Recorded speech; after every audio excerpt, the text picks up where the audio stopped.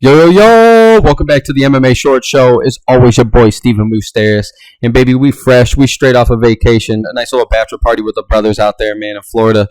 Just nice and beautiful, man. I work my ass off all year, and it's nice to take, a nice little week off and, to go enjoy the beach and enjoy just life. And, man, life is beautiful, let me tell you. And it was even more beautiful to watch, Max Holloway, my boy, to get a knockout against the Korean Zombie while I'm on the beach. And man, it just gets us fast forward here, man. It gets me excited for this weekend, even though I know UFC Paris isn't the greatest card, and I know the next few cards actually for the UFC aren't going to be the greatest cards, but, we have been spoiled this year. And, UFC Paris, not the biggest Srigan guy, not the biggest Sergey Spivak guy, and, for the most part, not many known names on this card, but, I do like it. I do like these cards for the most part when it's, a lot of these kids can make their names off of these cards, man.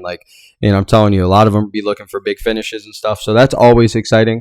But I think the number one topic here, I think the number one thing most of us are looking forward to within the next few weeks here, and it's this weekend, is the return of Rose Namajunas, man. And, as much as I love the girl, as much as I think she's phenomenal, I'm actually really nervous here. And I get nervous with her because, this is no hate. I love Rose Namajunas. She's one of my favorite fighters. And if I'm being honest with you guys, I feel bad even saying this, but it's true. She might be the most sensitive, fighter in the world when it comes to how they, take a loss and stuff. And usually you see people come back with that fire in them. They'll take it hard that first night or two. You might see people cry like Daniel Cormier and stuff, which I will never hate on somebody taking their, a championship fight that serious because we have no idea what it's like. But with Rose, man, she'll go out there and look so fucking phenomenal. She'll have these knockouts against Joanna. She'll go out there, put performances on against Jessica Andrade in a rematch. You'll see all these things that she does, both Joanna fights, both Zhang Weili fights. She'll go on and do her thing all the damn time, man. Like her Michelle Waterson fight. She'll go out here, do the thing, but then she'll always have those, the Carla Esparza's fights that's like, oh, you shouldn't lose those.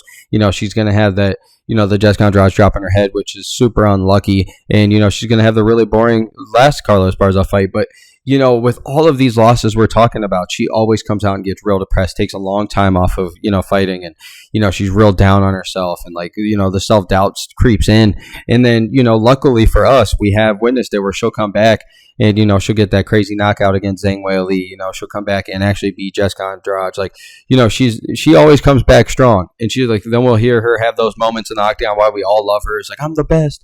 I am the best, and it's beautiful. But here's where we're worried, man. It's like, she easily had a title shot at 115. She already has beat the champion twice. She could always go out there and say, oh, look, I lost to Carla Esparza on a boring fight. Oops. I still look good. I didn't really lose that fight. I kind of just gave it away. If that makes sense, where she just didn't do anything. She really just handed it to her. It's not like she went out and got beat by Carla Esparza. It's more like, look, I just kind of just didn't do shit and gave it to you. And so you could kind of get that and be like, hey, look, I've never had a boring fight with Zhang Weili. Never had a boring fight with Joanna. I've never had a boring fight with any of these ladies.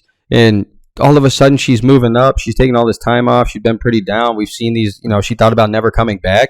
And this is where I'm worried, man. She's going up, against Manon Fiorot.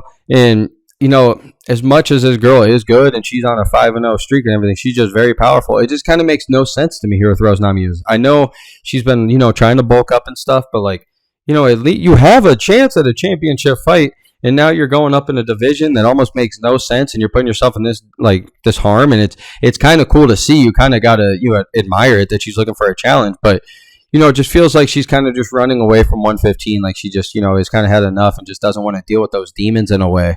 And it's just, I don't know, man. It's got me here sitting here thinking, and I'm worried because if we're looking at Manon Fiorot, she has a nice little little resume going. But even with their fights against Jennifer Maia, Caitlin Chikagian, Bueno Silva, even, with all these ladies that she's already beat, I just think these girls back up. They're not movers like a Rose Namajunas. So I actually do have high hopes for Rose Namajunas here in this fight. I think she moves very well. I think she sticks and moves very well. She's got some of the craziest head movement you've seen. Her footwork is ridiculously good. She's phenomenal. Her setup, her traps, everything that she's good. She's phenomenal at. And you really can't deny that she has. You can't sit here and say she doesn't have knockout power. Look what she did to Joanna. Look what she did to Zhang Weili. I get it's 115, but still, man, the girl just hit. She has good technique, and with good technique, you're gonna fucking put people down. And so, maybe she could come out here and shock the world. But the one thing that you got to be worried about if you're Rose, outside of the mental game, is the times that she has fought somebody that's really, really strong, like a Jessica Andrade. The first fight, not necessarily. I thought she was outclassing her, just kind of got dropped on her head. But like her second fight with her, she looked phenomenal in the first 2 rounds. But even in that third round, Jessica hit her was starting to get her, maybe even won the round, and had Rose cut, and you could see the power was really bothering Rose. And so that's my worry. Amanda Fiora, this girl throws power. If you guys have watched her, she can kick very hard. She throws nothing but power. She's thick. I know it's only 10 pounds different, but man, she just feels like she's like a 135er in there compared to Rose. And, that case, if she does land, that could be a worrisome. But, for the most part, I could see Rose winning this one. I think she does have great movement. Like I've said, I think she could stick, move, and just kind of gas out Manon and then put the work on her, because I'm telling you, Manon Fiora is not going to be ready for somebody that's got the footwork like this as long as Rose comes out here and moves, because every other person I've watched her fight, her beating up Jennifer Maia, her beating up Caitlin Chikagian, her beating up Mara Bueno Silva, her beating up all these ladies, they're just moving straight back. They just move straight back and just take the hits and, just kind of like freak out a little bit and go up against the cage. Even though she has impressive wins, I'm just saying Rose isn't going to do that ever. Rose is going to always move, always get out of there, always cut angles, always work all these different things, and, maybe even throw the ground game a little bit. So I'm just saying I do have respect here and I do have high hopes here for Rose, but it just makes me really like worried for her. And I don't know. I just got all these questions, man, because I think she could still do the thing at 115 that I feel like for Zhang Weili's future, I think this fight needs to happen with Rose, because if you want Zhang Weili to be this big star that she is, she's going to have to get that win back of Rose, especially if Rose looks good at 125. Like, I mean, I know Rose has always, ducked the 125 because of Valentina Shevchenko, but what if Shevchenko comes back and wins that belt against Alexa Grasso? Like, what is going to go happen here? Because they're not going to fight each other. So it just kind of makes no sense here. So I don't know what's going on. I do have hopes for Rose. It's going to be a tough night. I'm telling you, she just got to make sure she doesn't get hit, because that girl hits hard. But who knows? I can't speak for Rose when she's at 125 because we haven't seen the weight on her yet. So I'm very, very excited. I'm just worried for the ladies. So let's get it, baby. The MMA short show, as always. Stephen Moustaris. Let's go.